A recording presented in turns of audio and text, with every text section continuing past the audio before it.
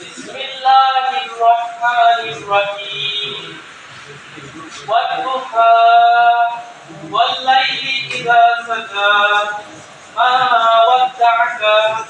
ما ودعك ربك وما قلى وللآخرة خير لك من الأولى ولسوف يعطيك ربك فترضى ألم يجدك يتيما فآوى ووجدك ضالا فهدى ووجدك عائلا فأغنى فأما اليتيم فلا تقهر وأما السائل فلا تنهر وأما بنعمة ربك فحدث صدق الله العظيم.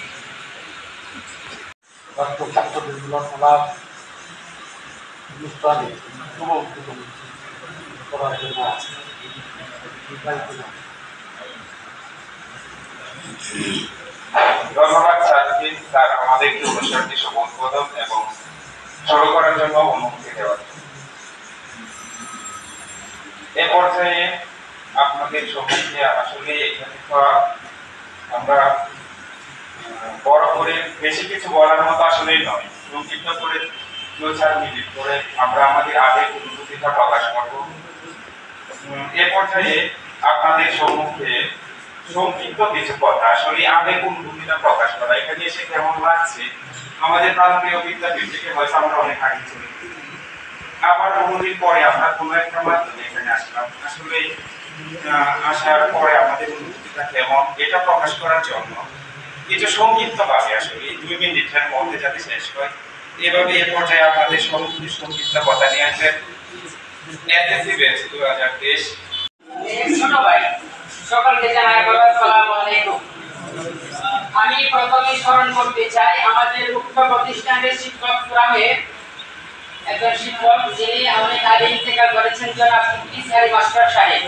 আমি ওনার রুহের মাগফিরাত কামনা করি।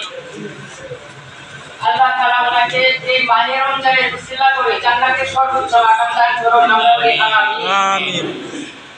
পুরাতন চোখের উৎসাহিতাবে এই ইফতার মাহফিলে আমি উপস্থিত হতে পেরে আমার কাছে অত্যন্ত ভালো লেগেছে। এখানে অনেক বড় ভাই এবং বন্ধু বান্ধব আছেন যাদের সাথে লম্বা সময় দেখা হয়নি। আজকের এই অনুষ্ঠানে সবার সাথে দেখা হয়েছে, আমার কাছে অত্যন্ত ভালো লেগেছে। তো সকলের দীর্ঘায়ু ও সুস্বাস্থ্য কামনা করে আমি আমার সংক্ষিপ্ত বক্তব্য শেষ করছি। আসসালামু আলাইকুম ওয়া রাহমাতুল্লাহ।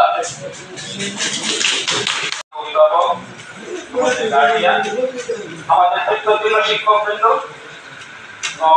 আমার সামনে উপবিষ্ট আমার সিনিয়র জুনিয়র ভাই, আসসালামু আলাইকুম।